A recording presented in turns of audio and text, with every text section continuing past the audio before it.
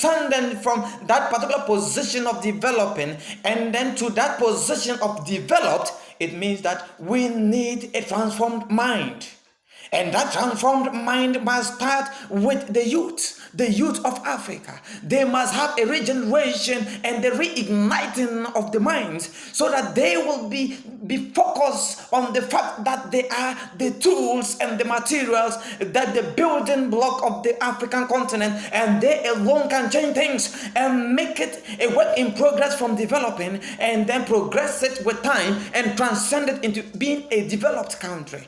Until we have the youth having this understanding, we cannot even fight corruption, not to talk of fighting developing and then into developed.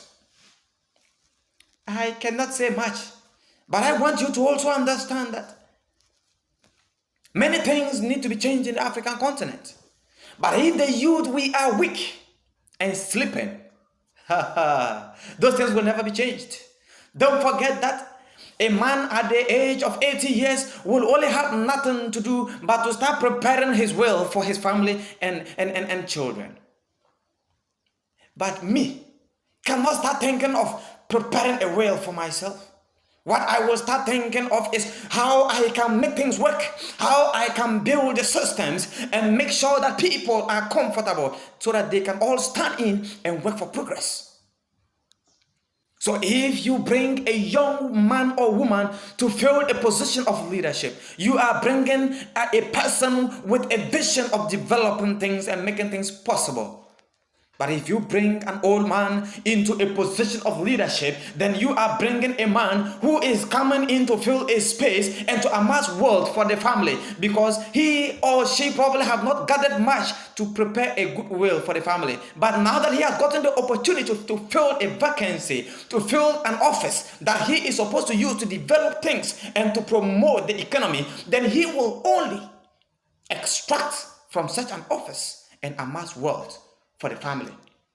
So that he can now prepare a beautiful and a good will, so that in his absence, even if the country does not remember him, if the continent does not remember him, then there will be someone to remember him or her.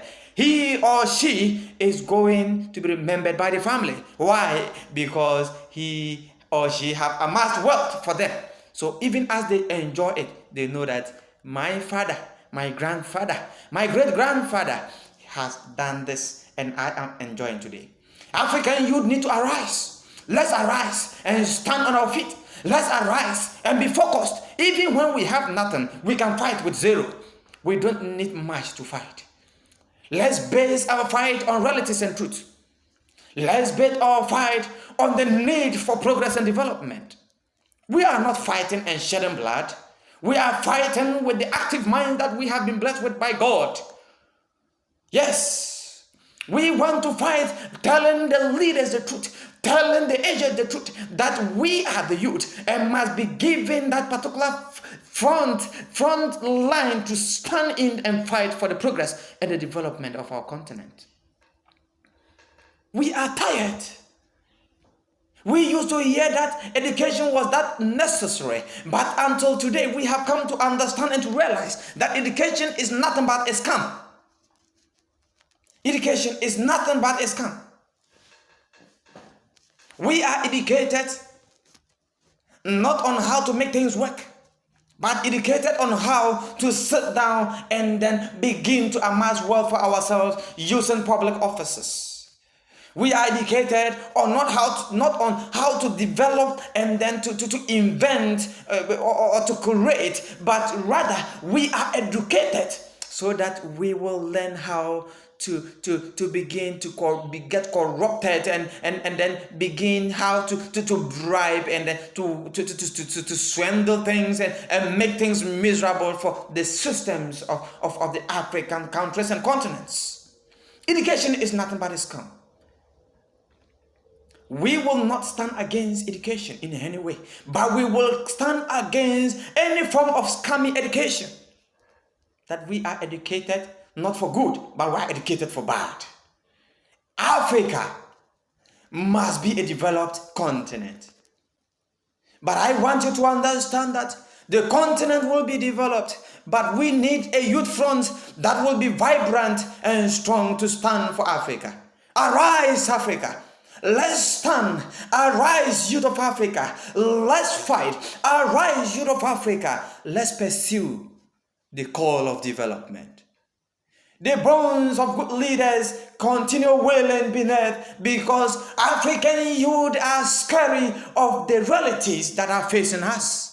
And if you are a youth and you will not stand to fight, then who then do you want to fight for you? If death was meant only for the aged, then I am very certain that Jesus Christ would have still been living by now. Africa must arise. If the aged, our leaders, have failed us because their brains are weak, that they can no longer think and think better, then the youth who have active brains and minds have to arise and stand on their feet and take critical and good decisions that will bring development onto the African continent. We cannot keep being mute and sitting aloof as if nothing is happening in the continent. A lot is happening. We have everything, yet we are the most suffered continent in the world. Why must it be so? What is it that in terms of resources in the world that God has not blessed Africa with?